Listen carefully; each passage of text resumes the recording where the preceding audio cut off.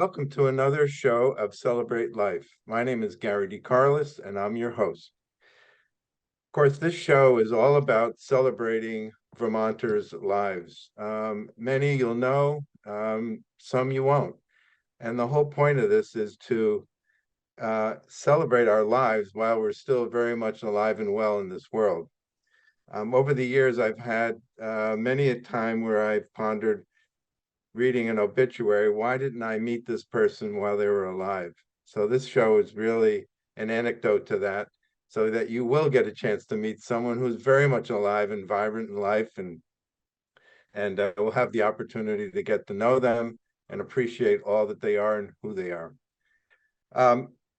So if perchance you're interested in being on the show, please write me at celebratelife0747@gmail.com. Or if you have questions for the person being interviewed, again, send me those questions and I'll get them over to our guest and get a response to you at celebratelife0747@gmail.com. Again, the whole point of this is everyone has a story to tell, and they're usually very beautiful and touching stories. And today will not be any exception to that. I would like to introduce our guest, Stefani Capizzi. Welcome, Stefani. Thanks, Gary. And so we're here to celebrate your life today.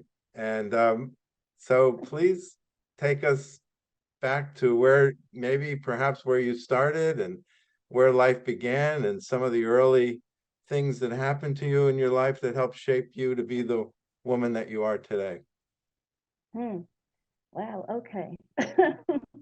So from the beginning ish, I was born in Willimantic, Connecticut, middle child of three. I have an older brother and a younger sister. And I might say I was born into a crossfire between Italian and Irish families, Irish Catholic families. And I know, let's see, my grandfather on my Irish side certainly had a problem with, well, this would be when my older brother was born, that my dad was kind of like a hoodlum, leather jacket, greasy hair, kind of slick back. And so anyway, I think that for me, the two families were extreme contradiction. Like as I was growing up, what the Irish side was like compared to the Italian side. In a lot of ways. Let's see, as I was growing up, my mom and dad, they split up a lot. And I was with my mom, I'd say most of the time. So I spent a lot more time with the Irish side of the family, so to speak. Lived on Cape Cod during a lot of my childhood, although we moved around there and in other states. But so when I think about some memories, I was trying to think of some. I definitely have memories of being in my grandparents' bar room. So this one Cape Cod downstairs, there was a whole room that was called the bar room, and people would come over. My grandfather would be behind the bars, pouring drinks, etc. And there was an organ on the other side of the room, and my grandmother would play the organ.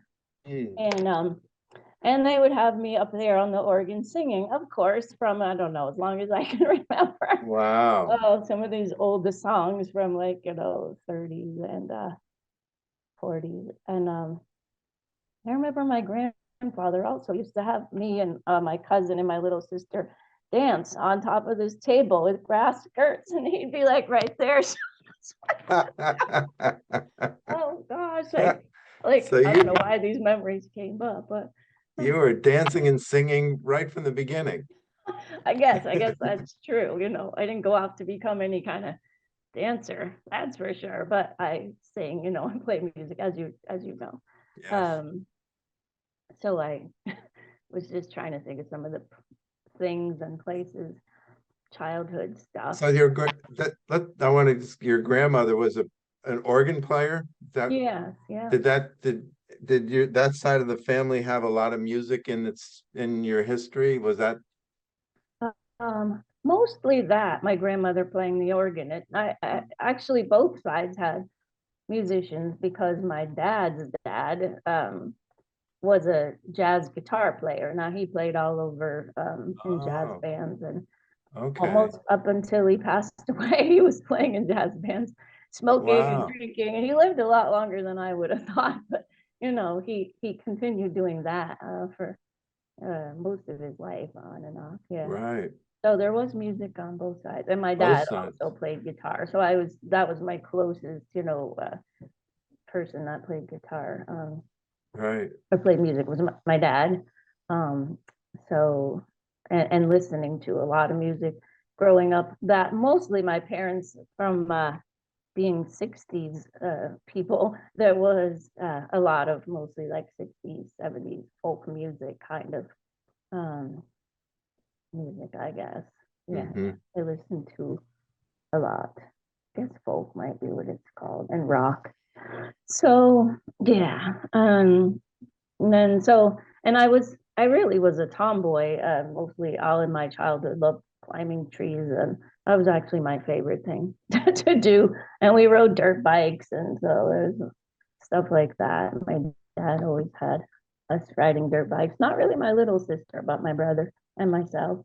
Um, so that was some of there was a lot of I don't know, changes, moving. We moved a lot because of them Oh, splitting up a lot. And so really, as I grew and into my teen years, I sort of developed into this really brooding person. I think, like, really full of a lot of shame, and I'm not never have been really sure where that all started or came from, but like long hair in front of my eyes, like wouldn't make eye contact, and a lot of that and rolled into what I now can understand were, a number of traumatic events, I guess. And those really, I feel like these traumas from early on, and especially during my teen years, created this like toxic, shame-based atmosphere inside of me mm, that really guided a lot of my thoughts and actions going forward during that time, and yeah. throughout most of my life, really. Yeah, you Yeah. know, um, yeah. What So were you? Yeah. Stephanie, when you're going through all that, it sounds like a lot from moving to some other situations that were tough for you. Mm. What were the anchors for you during that time? What gave you, you know, how did you get through that? What was it, people? Was it a place? Was it both? Yeah, I tried to think of a person because I had, looked at your, and it was really hard to find a person or people. But I do know when I think back on it that music was a lot, especially, and so I started writing songs when I was about 13. I'm playing guitar, and I Hmm, can remember writing songs, and they were always usually about something I was going through, or and that, I guess, for me got me through. I might not have yeah, realized a lot of that then, of course, but as right. far as sort of navigating all these things that happened, and sometimes being Did depressed. did you Yeah. did you write poetry first? Did you write music right from the beginning that you put your words that you would put to music? Um, Both. I guess I did write some poetry stuff, but the music has always kind of come at the same time for me in all my Hmm, songwriting. I don't necessarily set out writing words and then find music for it, or vice versa. Um, they've always come together when I've written songs. I've yeah. written a lot of songs, yeah, and Wow. that's how that.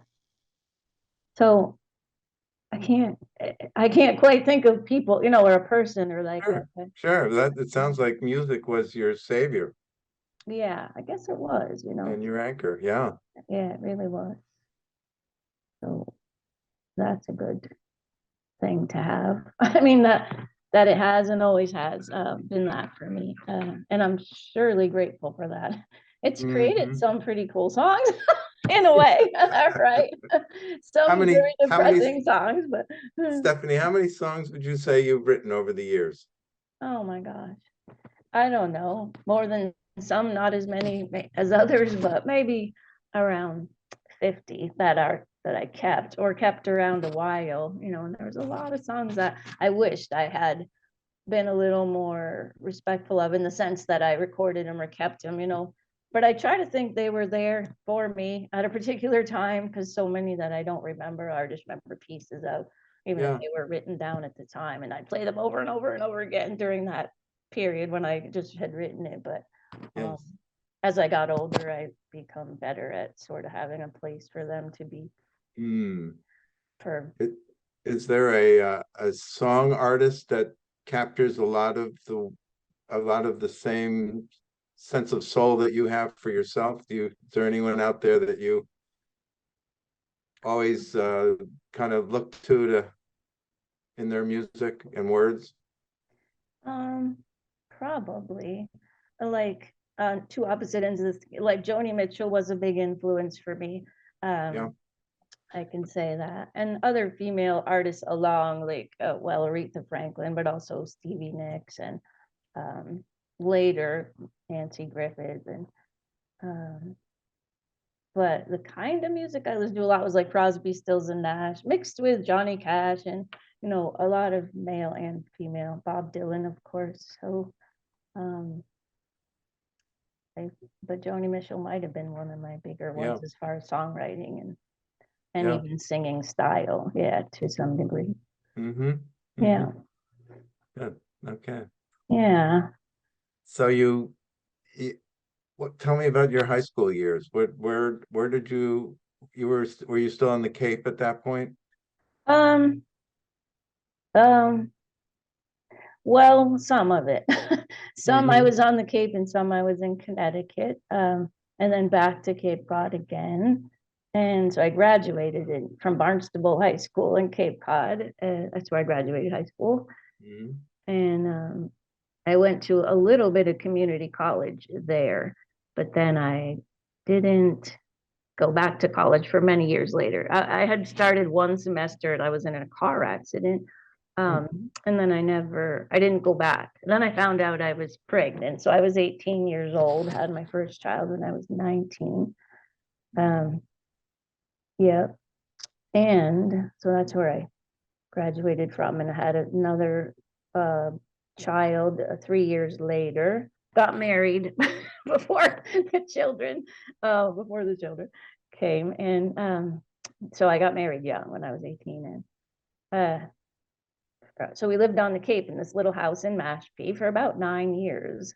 And then moved to Vermont. Like I felt like Cape Cod was getting so crowded, and uh, I don't know, just been this person. So I wanted to move to Vermont. I wanted to move to where my dad, my dad and mom had a cabin, or have, my dad still has a cabin in Topsham, Vermont. It's like way up on this mountain in this really rural area. Wow.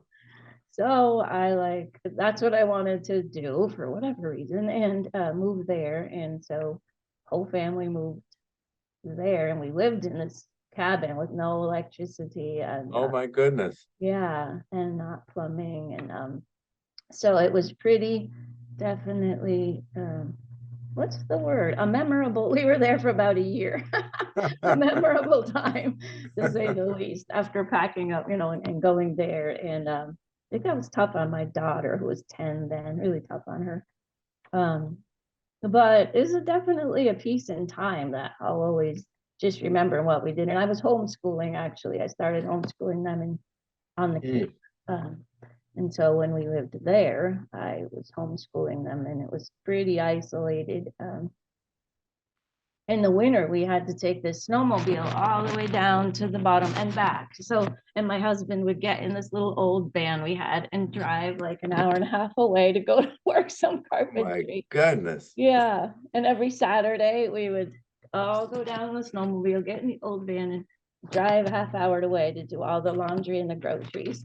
Woo. Back again. Because we had this wooden platform attached to the back of the snowmobile. So we drag up all the laundry and the kids and the groceries. Amazing. Yeah, that was quite a And thing for sure. and how did you heat the house? Wood, with the wood stove, which really, this was a big cabin. It had 4 little bedrooms upstairs. It was very rustic, but and the downstairs was wide open kitchen, dining, like living room thing. And so this wood stove, which we would huddle around, I can tell you, doing schoolwork. And so, but like you could see your breath in the bathroom. So it really did not exactly, it wasn't the best heating situation, but, and probably once a week we would go down, we would walk down, I think, and then across the street and up to another farm, which was a sheep farm. Hmm. And we'd spend the day there with our friends, and they also homeschooled. I mean, this was a pretty rural area, and so we hung out with them at the sheep farm and did stuff, and went back home. So that was like a lot of that life. Although at that time I was pregnant again, expecting twin girls, and I lost them while we were there when I was about 6 months old, and they That's are tough. still buried there because my dad still owns that property, and it's like up in the woods where we buried them. And so that's still there. And just shortly after that happened, we moved to Lamoille County because my husband was working closer to here. He was driving the old van, and so we got a house, or what, rented a house in Wolcott, Vermont, here, way up here, Yep. closer. And I was still homeschooling them at that time. And let's see. Oh, I'm not sure where I want to go with this. You have something else I should answer? I could just keep going. Let me ask you a question. So, you got married early. Did you, as a young woman, did you have dreams about what you wanted to do when you grew up? Did you, you got pregnant quite early behind that. Did that Right. divert you from those dreams, or what were you thinking as a little girl and growing up, and who you would Yeah. become and what you would do and all those kinds of things? Right. Well, you're right. Like sort of any of that, whatever it might have been, kind of got, I don't know if stopped is the word, but through a lot of through the life of raising them and where we were and went. And um, I think just when I was a younger girl, for whatever, I wanted to go into the field of psychology, or something to do with art. And I don't, because I also was, another thing that got me through, I should have remembered probably, was a lot of that stuff was art. I did a lot of drawing and painting in my teen years. And so those were the fields, like I thought. Where I came up with psychology, I'm not sure, except always been fascinated by the human mind. But really, and there was like early on, there was, which I could back up into drug use. So discovering when I was in high school, particularly discovering speed, was really a kind of became an important part, I guess, of a lot of years, and alcohol. So and there was a lot of alcohol in my growing up, especially in the bar room, but Right. in the family, alcoholism for sure. And so that started pretty early for me. And I think it was really apparent, and still, and since the last time I drank, my personality changes as soon as I start drinking, like one, beer. There's a personality change immediately. Sure. And so drugs became, really mixed in those teen years with some of the many traumas that I mentioned. But when I became pregnant the first time, I just stopped doing all of that. The alcohol came back later. But as far as dreams, and as I went into adulthood, I can't say, because adulthood for me was like 18, and I was already starting into that life of marriage and children. And was that your hope, that you'd be a mom and raise a family? And I don't know. I don't know, not from like young, like thinking that was what no. Maybe I didn't think through a lot of stuff because there was always seemed to be kind of chaos and moving and toxic stuff in the house. And did you have a sense that alcohol and drugs were a problem for you at that age? In my teen years? Yeah. Yeah, they were. Yep. I would say. And the things I ended up involved in, the things that happened because of them a lot of times, Right. is how they also played in not only the drugs. I think there was just a lot of shame also. I think that led me into Yeah. situations that if I had thought more of myself or had felt protected or any of the things that might have altered some of that. Mm, Um, but yeah, I didn't really have a necessary like I want to do this or be this when I'm older. Not yeah. since I was a kid did I think Yeah. some of that stuff. Yeah. Um, But you've come through a lot to the person you are today. What do you yeah. attribute that to, Stephanie? I mean, you've really worked hard at being who you are today. Yeah, I really have, and um, a lot of it probably was a lot of counseling. Not that Yeah. it, you know, Yeah. a lot of years on and off. I think in many ways, and otherwise, I can't say I'm sure, except this intrinsic stubbornness, I guess, because there were a lot of things that kind of were sheer determination. I feel that like today, that is still kind of how I am, but I think back at certain points as like when I was an adult. I had two my first two children were older, like 10 and 12. Uh, no, a little bit older than that. When I had my last son, who's my youngest son, so I have three living children, and decided, well, unfortunately, during that time, I think we were married 13 years, and my husband had an affair, and that sent me into this whole different realm of like how to. And I think because for a long time I was trying to make it look like this perfect picture also, like went to church, and maybe I was trying to make it be the opposite of what I grew up in.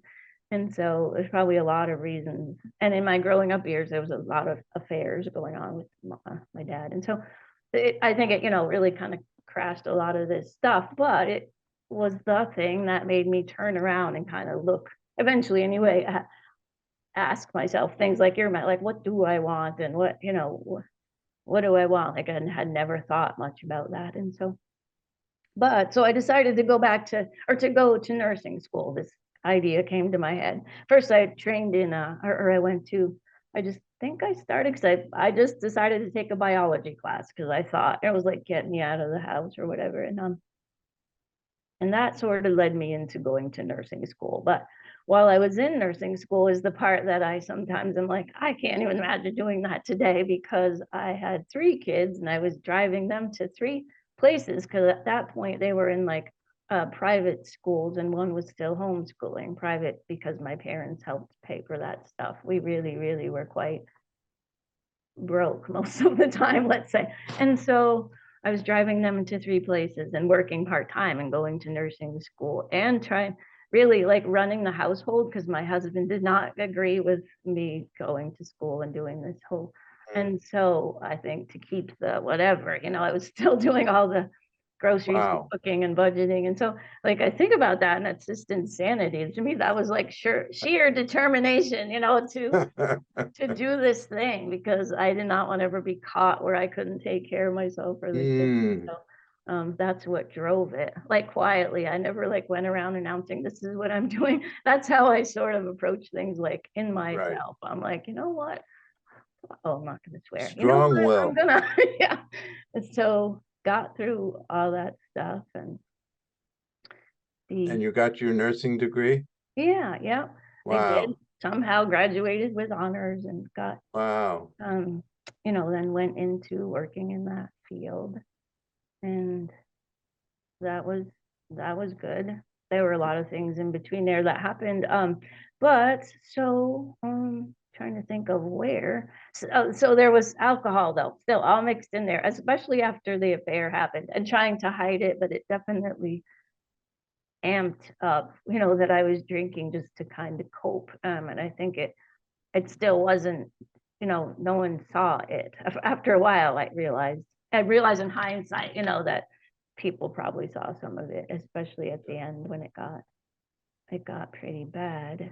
Um, and there came a point where, so like I had the family, the house, the children. I was, working as a nurse, but inside though, there was still a huge amount of anxiety and shame. And my reaction to the affair, which may happen to a lot of people or not, was shame, like for my, and Like then what? shame that I stayed, and because I watched my mom and dad do that for so many years, I think. Right. So the shame was even worse, even though Yeah. that logically doesn't make sense. No, I Um, understand. I think Yeah. it makes a So, person feel hmm discarded, and so like even less than they what's may have. wrong with me that he had to have an affair? Yeah, you just feel Yeah, kind of like sure. garbage. Yeah, Yeah. yeah, yeah. Yeah. How did So you reconcile all that? how did I, or did I? Yeah, well, did you, I guess is the right question. Yeah, did you reconcile all that? Um, You're such an amazing person. How did you, yeah, oh, back to maybe that question. I don't, it's an excellent question about the reconciling, because I actually stayed 8 more years in that marriage and working as a nurse, and but with a lot of difficulty and trying and counseling, about, and then coming to recognize some like really basic glaring things in the marriage, but also one was the alcohol problem. So I decided, and I had started to do some things I said I would never do when drinking, and um, decided I needed to do something about it before it did something about me, and decided to go away to a treatment center. mm, And good.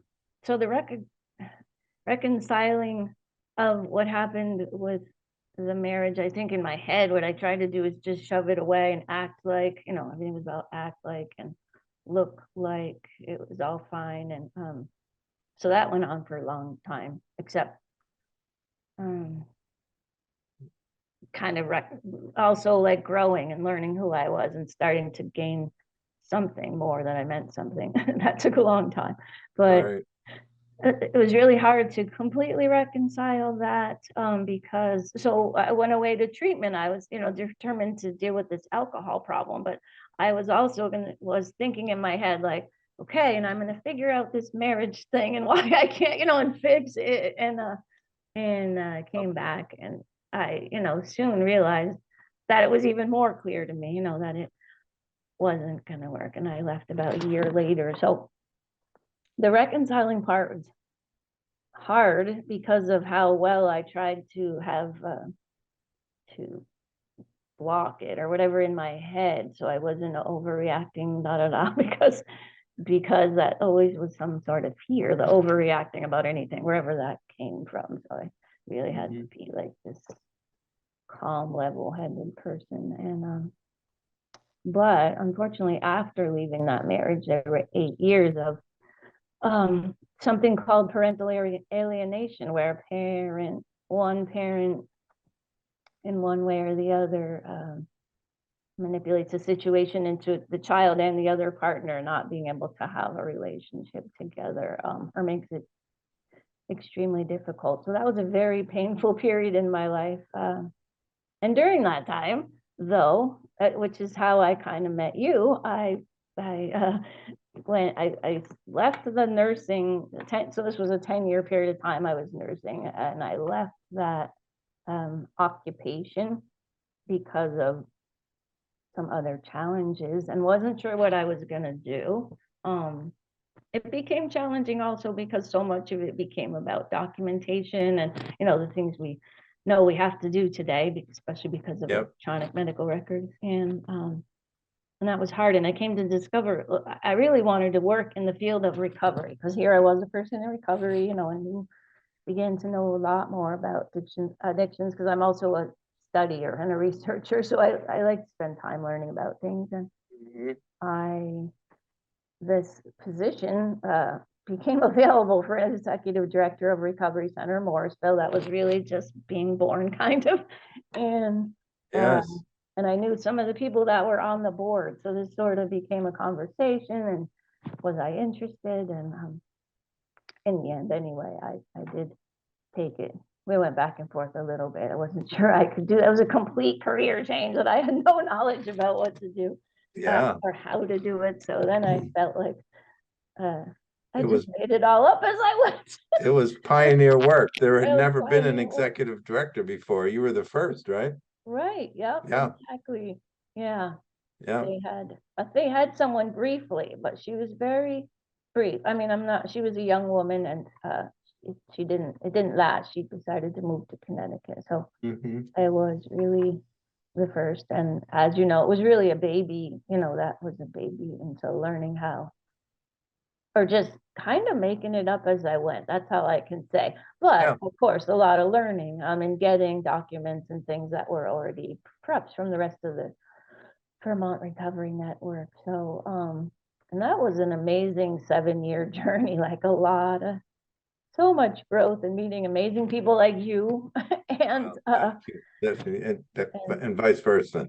thanks. Yeah, Spent a lot of time, trying to get out there and help people know, not only yeah, help people know we were there because nobody seemed to, but also right. statewide and legislature, trying to help as we all did, have recovery work recognized for how important it is. But as you Yeah, know, we were a tiny piece of what was recognized in the whole realm of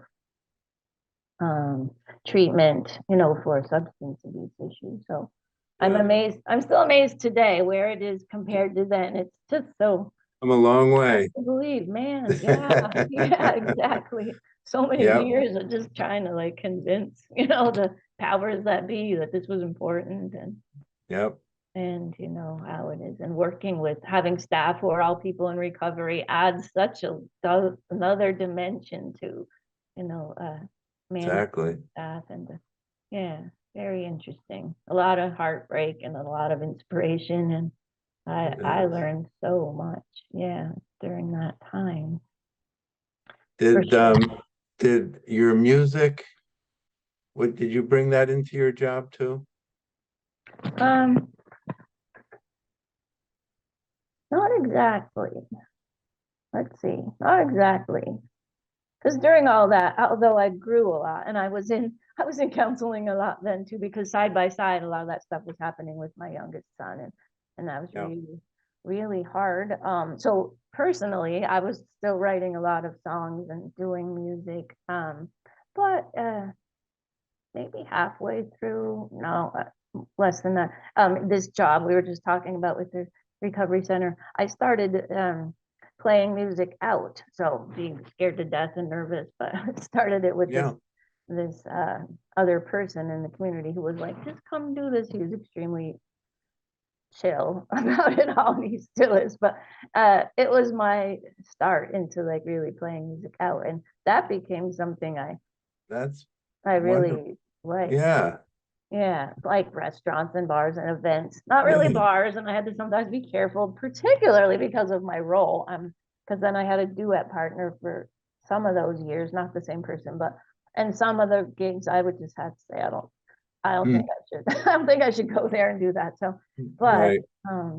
it really became a big in the last few years, especially of being executive director there. I was playing gigs a lot of times at night, and on the weekends, and so it definitely became it helped my budget a lot, and it was good for me, because really between that and sort of eat, breathing, and sleeping the recovery center. I mean, that was like my whole world, really. I Yeah.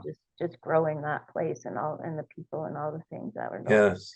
Yeah, Music has been your friend, hasn't it, for decades it in different has. ways. Yeah. Maybe we should stop at this point. And I know you've written a song recently that let's listen to that and come back to this discussion after the end of that song. Okay. Travis, you cue that up?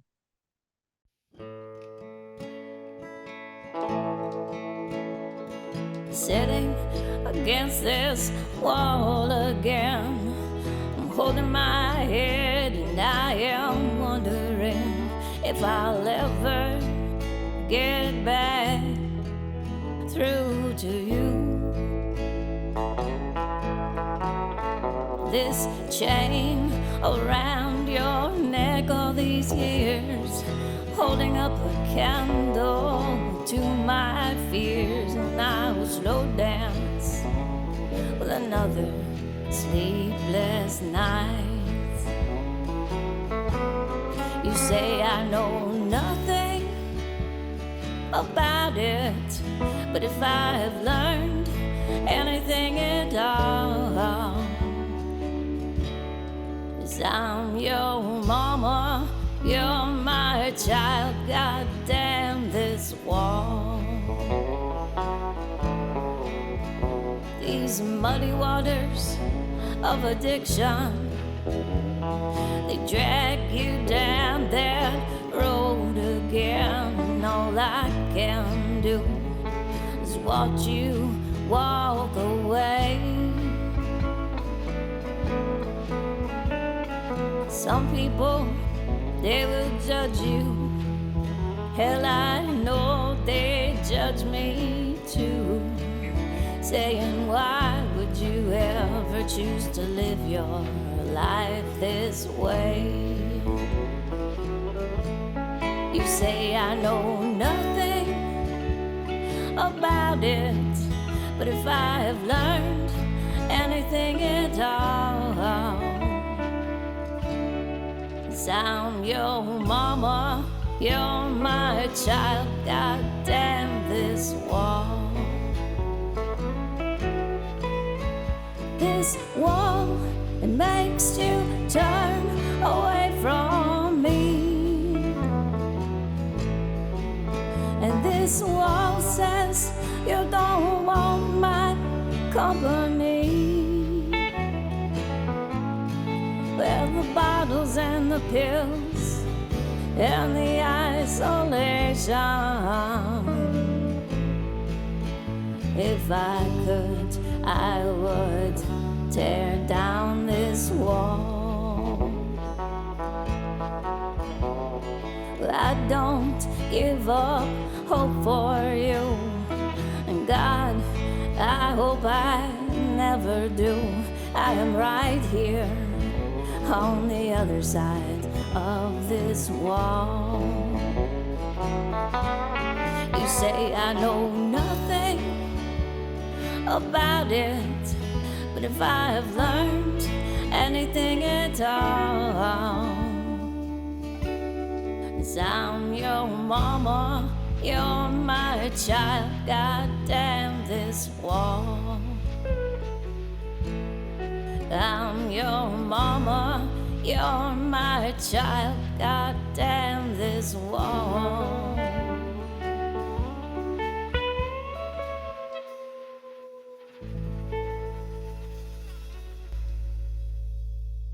Beautiful song. Thanks. Kind of a sad one. Mm-hmm. And you want to tell us a little bit about the song, where it came from? It's interesting and hard. Like some of the things I've talked about in this interview, some things I'm now questioning, like, should I have said that? And like worrying about outing people, if that's the word, or saying too much, even about the things that happened in my younger life, even if they were big and maybe important to say out loud for helping other people. But this song, I guess we could just say I have a family member that struggles terribly with addiction also. This song came from last summer. We sort of, I don't know if I'd say we reconciled, but no, that's not the word. For a lot of years, I sort of had to keep like not feel the things because it's really hard when you're parent or close family member to someone struggling with addictions. But really, we became much closer last year, and trying to help was a big part of some things that happened last summer. It was very difficult, and that song came from that period of time. I don't really know how to say a lot more about that. Yeah. Beautiful song, Stephanie. And who better to be there than you with that family member? I mean, you've been through this. You've reconciled it within yourself. And yeah, it's very powerful. Thanks. Yeah, I'm glad that it is. And it just, and to me, that the representation of this wall, I mean, that's Exactly. I that's could the see the name of it. wall. And yeah, exactly. That's between, Yeah. so often between a person who struggles with addiction. And I think that wall is probably felt from both sides, that Exactly. they feel they or I mean, I can't separate it because I've also Yeah. addiction. So, but when you love that person and want to be able to like get in there and somehow help, their their um their struggle. I can't think of the word or destruction, or that you're watching, Right. and you can't really, yeah. So Right. it's Well, in the end, that love that you have for them probably is the greatest gift that you can give them, to knock that wall down at some point. yeah, I think it is what we can do. What we can do is love, love them. And I know them, Exactly. say it's a family member. As family members, we like rack our brains and we get really caught up in it. And there's a lot of stuff. And what's the way to handle it? I mean, over the years, there's been, of course, different ways people say you should. But in the end, I guess I've come to just realize it's really, and hard to say that. And it sounds too like, oh, just love, just love them. But it's a very complicated thing. But they're just like us, just struggling, inside. And so it's their choices that we tend to get really wrapped up in. Right. Right. But And you were being an executive director of a recovery center. That was, you saw that thousands of times. I mean, you've had to be there for people in ways that the rest of the world would probably never begin to understand. Right. That's really true. And again, where you come with the just love and planting seeds, and you're not going to change that person. But if the opposite of loving them is shaming them, or shunning them, those things are not going to help anybody. They wouldn't help me, Exactly. So you did what, 8 years as executive director? About 7 years, I guess. 7 years, yeah. I would say. But that's not the end of the journey. You decided to do something more courageous. Well, I did leave that role.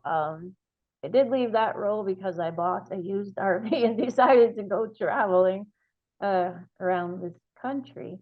And for an undetermined amount of time, I really didn't have a plan. I didn't know what I was going to do. And this wasn't a lifelong goal I ever really had. I had a friend who was putting his plan together. And so I was listening to him, talking all the time about what he was doing to get things ready, and the stuff he had researched or whatever. And it's got me thinking, and I don't know, I just kind of rolled into this. But I spent about a year researching and saving and, getting the RV. And then in the end, I ended up living in that RV really for almost 2 years. But I headed out in the fall of 2019 and went south, like mostly Carolina, Florida, for quite a bit longer than I planned on. But again, I didn't really have a plan. But all over Florida, like both coasts and in the middle, and just kind of all kinds of things happened. I don't know how you describe what that kind of journey is like. Then I ended up in Texas for quite a while in different places, and back kind of through Alabama. And then COVID hit, so I came back to Vermont for the summer, actually, to save up more money. That was part of it. So I started working at like a homeless shelter and doing some gigs. I had like 3 or 4 things going on just to try to save all up again. And I left again in the fall of 2020. And that time I headed west, and lots of things. The second year was really different. And you kept the blog during that time. That you would write. I remember reading some of these, and there were wonderful excerpts of your life out there. They were attempts at blogging. Like I had never blogged before, and before I left, people were like, you really should have a blog so we can keep up with you. And I was like, what's a blog and why would I ever want to do that? But then I kind of like someone on my first stop after I had headed out, some old friends, their daughter like set one up for me, gave me some thoughts. And so I would try to do that. Sometimes a period of time would go by before I'd write again, and then I'd be trying to like remember what I had just been doing. There were just a lot of things to capture, and it didn't capture so many things, but I'm glad now that I did it because I can also look back at that, did the blog. I'm glad that I did the whole thing. There's a lot of hard stuff, and being alone out there, and I think going and doing it as a single female, a lot of people from home or people I meet were just like, why would you do that? It's scary out Right. there. I can only say that I'd probably say 95% of the people that I ever met were just wonderful and helpful. And I never, there was one episode which it taught me something really important, and then another one that was just near me that I, found my way to say, I need to move to a different spot or, drive across town. But Right. really, otherwise, I met some amazing people, all the places I stayed, and some of whom I'm still in touch with, this one That's particular couple, fantastic. but yeah, absolutely. And Huh. so it was a journey in itself. It certainly was a journey, and it was an inside job journey, and it taught me a lot. And I think I grew a lot of courage out of, figuring out all those things. And Yeah. the second time year out was difficult. I had a lot more troubles with the RV and having to fix it. And I had brought a little motorcycle with me on the back of my RV that time around. So I'd have something because often the RV would be hooked up, somewhere in campground. Yeah. And I wasn't towing a car. So I ended up having to sell that little motorcycle to fix the RV. It was just always a game of, and so there was a lot of stressors, like the engine light was on all the time. So just that year out was definitely difficult. And I went into sort of a depression for a little while, which I'm not even sure quite, it might have been just the piling on of a lot of Right. it was hard and stressful. And And actually, you're, right, my second day in when I headed west that year, I had a blowout on I-70 of a tire in the RV. oh my That whole goodness. situation Jeez. and getting towed and brought somewhere and having to stay there for 10 days while somebody, because it like blew a hole through the gas lines and right into my dinette inside. It was, Whoa. yeah, it was quite a thing. And Oh my gosh. All so on your own. that was my first 2 days, or my third day of leaving. So Jeez. I think little by little, things kept happening. I learned how to fix a lot of stuff. YouTube videos, I'm telling you, yeah. But the things I couldn't, fix, of course, I was always trying to find what place would work on RVs and the money. And so in the depression, I was kind of out in the desert in Arizona, kind of through some of that, and that was even harder. My generator kept breaking. It was just like crying. I'm not sure, but it did pass. And I thought later, for some reason, like that all peace was supposed to happen. Like I was supposed to cry a million tears that I never cried through all those other bullshit stuff that happened in my life. And so I came to look at it like that and try to just let it be. But those were some really hard, days, those couple of months. And in my mind, I'm like, you know what, that was a couple of months. So many people struggle with that kind of thing every day for years and years. Right. But in my own journey, I think it was supposed to teach me some things. And so the whole thing taught me some things. I became just like really petrified. Like I wanted to go home and get back across the country, but I couldn't. And I was like paralyzed with fear. But but I Well, came out. so we're getting close to the end of our interview time, but so I want to pick up on those life lessons that you've learned. Are there some that you want to share? Some of the like General? general ones. Yeah, I think of like I say to myself, like maybe a saying I live by, even if I don't say it all the time, though I do in my head. It's sort of this whole thing about life is short, do the thing, eat dessert first. I don't know, like, and I think about when I was traveling, and a lot of people I see that were so much older, and I might have not made the choice to just go do that at my age, like but I did, and I just Mhm. want to say, like, don't wait. That's how I kind Yeah, of feel. We don't know. We don't know if yeah, we'll be here tomorrow. Like, don't wait. exactly. Tell the people you love, that you love them, and do the thing you've been thinking about. Figure out how to do it if you can. I think a lot of us get that, maybe even Mm. more now after COVID. But so, and I think that we're more resilient. Looking back, I think I'm way more resilient than I had any idea that I was, because if we don't believe it in here, Right, we're not going to do the thing, until I right. sort of coming from this really shame-based place to where I am and the person that I am today is a gigantic inside job journey. And so Yeah, I exactly. just, yeah, like that's That's kind of right. the stuff I would just say to somebody is like, do the thing. That's my thing. Or do the things Yes. that, And you that, think you're gonna regret not doing it or not get the chance to do it. yes.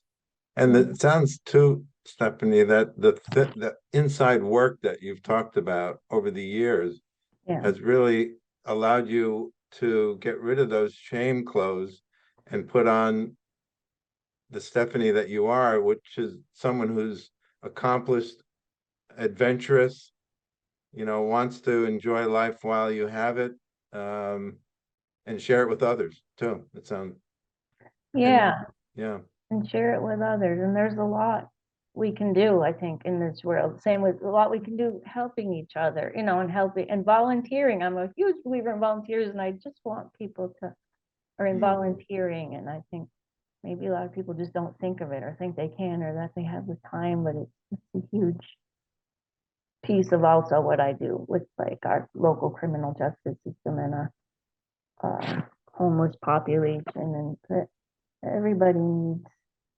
needs everybody needs each other, yeah, yeah, everyone needs each other. yeah. Any final words that you'd like to share? It's Um, been wonderful spending time with you. Thank you, and you too. And I'm glad you did this. And thank you for asking me. I was really honored that you asked me to be on this show with you. And I think I think it's amazing what you're doing. I love the idea ever since I first heard of what you were doing. Thank you.